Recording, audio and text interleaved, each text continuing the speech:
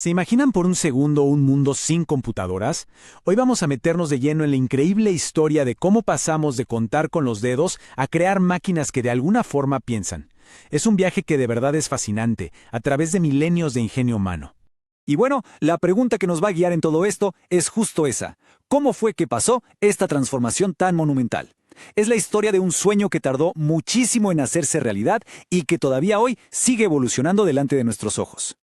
Ok, nuestro primer capítulo nos lleva a los meros orígenes, mucho antes de la electricidad o los chips de silicio. Esta es la era del ingenio mecánico donde la idea de automatizar el cálculo era, pues, casi una fantasía, un sueño para los pensadores más atrevidos. A ver, pensemos un poco en estas fechas. Pasaron casi 4000 años entre el ábaco y la pascalina, que era una calculadora de engranajes. 4000 milenios, es una locura. Y después casi 200 años más hasta llegar al concepto de la máquina analítica. Esto nos da una idea de lo increíblemente difícil que era este desafío.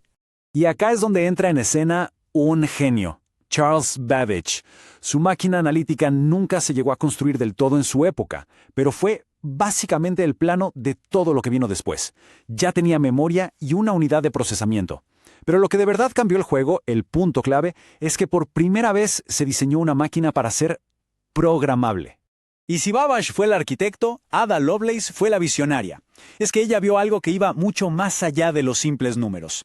Se dio cuenta de que si la máquina podía manipular símbolos, entonces podía manipular cualquier cosa: música, arte, palabras. Al escribir el primer algoritmo de la historia, no solo estaba programando una máquina, estaba imaginando nuestro futuro digital. Ahora, peguemos un salto en el tiempo hasta 1936. Porque antes de que se pudiera construir una computadora electrónica de verdad, alguien tenía que definir qué significaba computar. Y ese alguien fue Alan Turing. Su modelo teórico sentó las bases de la informática moderna, definiendo las reglas del juego y estableciendo los límites de lo que una máquina podría o no llegar a hacer.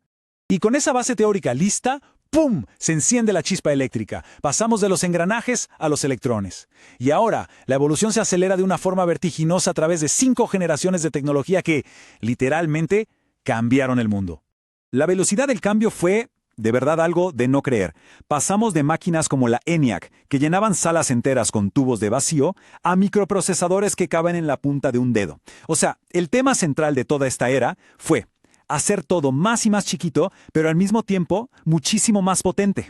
Miren, la evolución fue implacable. La primera generación usaba tubos de vacío, que eran gigantes y poco confiables. La segunda los reemplazó por transistores mucho más pequeños. Luego, la tercera metió miles de esos transistores en un circuito integrado. La cuarta logró poner una computadora entera en un solo microprocesador. Y la quinta, la quinta es nuestra era, enfocada en la inteligencia artificial y en poder llevar esa potencia a todas partes.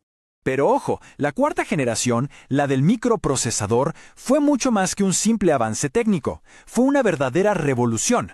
La computación por fin salió de los grandes laboratorios y de las corporaciones para aterrizar directamente en nuestras casas y escritorios. Para que la compu llegara a los escritorios hubo como 3 paradas clave. Primero, la Apple II, que nos voló la cabeza con sus gráficos a color. Después, la IBM PC, que creó un estándar que permitió que muchísimos programas se desarrollaran. Y finalmente, la Macintosh de 1984, que nos dio la interfaz gráfica y el ratón, haciendo que usar una computadora fuera, por fin, algo intuitivo para cualquiera.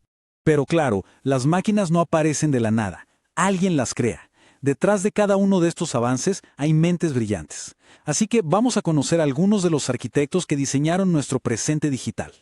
Hablemos de Grace Hopper, una figura wow, importantísima. Su invento, el compilador, fue algo revolucionario. Antes de ella, programar era como hablar un idioma oscuro de puros ceros y unos. Ella fue la que construyó el puente para que los humanos pudiéramos hablar con las máquinas en un lenguaje mucho más cercano al nuestro. En pocas palabras, les enseñó a entendernos. ¿Alguna vez se han puesto a pensar cómo funciona por dentro un celular o una laptop? Bueno, la respuesta en gran parte está en el trabajo de John von Neumann. Él fue quien diseñó esta arquitectura donde las instrucciones y los datos viven juntos en la misma memoria. Un diseño tan bueno y eficiente que a día de hoy es la base de casi todos los aparatos digitales que usamos. Ya teníamos máquinas personales súper potentes, pero había un problema. Estaban solas, como islas. Tim Berners-Lee cambió eso para siempre. Con la invención de la World Wide Web, conectó todas esas islas de poder en un océano global de información, transformando las computadoras en la herramienta de comunicación definitiva. Y con eso, llegamos a hoy. Pero esta búsqueda de una máquina más inteligente y más poderosa no se ha detenido para nada. Entonces, la pregunta es, ¿qué sigue? ¿Cuáles son las próximas fronteras en esta historia increíble? Pues parece que hay dos grandes caminos que dominan el horizonte. Por un lado, la computación cuántica, que promete un poder de cálculo que hoy ni nos podemos imaginar para resolver los problemas más complejos de la ciencia. Y por otro, la integración total de la inteligencia artificial, que ya no es solo un programa que usamos, sino una capa casi invisible que está potenciando cada vez más nuestro mundo. Todo este largo viaje, desde el ábaco hasta la inteligencia artificial, nos deja con una pregunta que es fascinante. Piénsenlo, nos pasamos milenios enseñándoles a las máquinas a calcular. ¿Y ahora? Ahora están empezando a aprender por sí mismas. El punto crucial aquí es, ¿qué significa eso para nuestro futuro? ¿Y cuál es el próximo capítulo en esta historia que, la verdad, recién está empezando a escribirse?